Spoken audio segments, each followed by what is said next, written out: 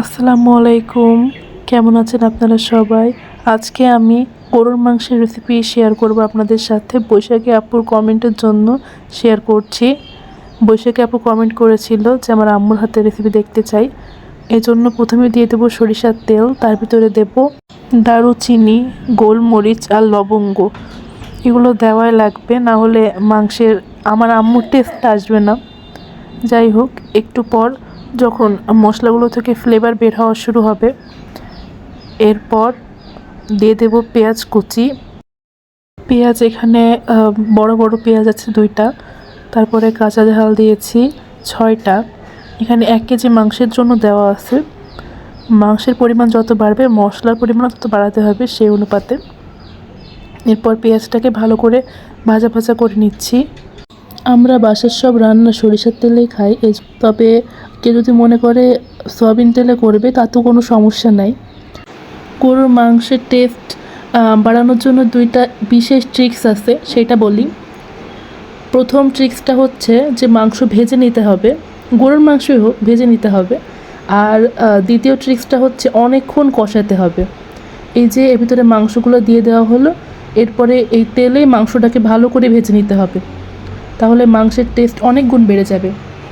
আর কষানোর যে বিষয়টা, অনেকক্ষণ কষাতে হবে, এটাই মেন ট্রিক্স।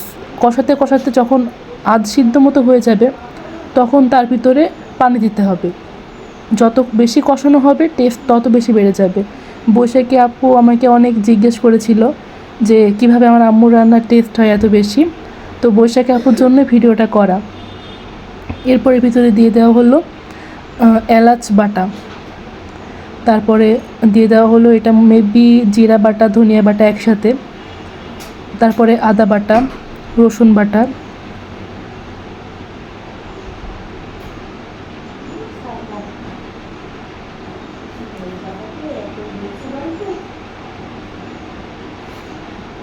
এরপরে এটা হচ্ছে সেই সহজের গুঁড়া, দিয়ে দেওয়া হলো হলুদের গুঁড়া, মরিচের গুঁড়া। এগুলো সব পরিমাণ মতো, মানে যারা রান্না করে তারা জানে যে 1 কেজি মাংসের জন্য কতটুকু দেওয়া লাগে। আমার আম্মু ভাবে চামচ দিয়ে মেপে দেয় না, তো এই জন্য আমি বলতে পারলাম না চামচ হিসাবে কয় চামচ করে হয়। আমারও চোখের আন্দাজ হয়ে গেছে যে কতটুকু দেওয়া লাগে। ও হ্যাঁ, আর একটা ট্রিক্স হচ্ছে লবণ কিন্তু মাংসের এই পর্যায়ে দেওয়া যাবে না, তেজপাতা দিয়ে দেওয়া হলো। আর লবণ দিতে হবে একদম লাস্টে। লবণটা এই পর্যায়ে দিলে মাংসটা ভালো হবে না, মাংস থেকে পানি ছেড়ে দিবে।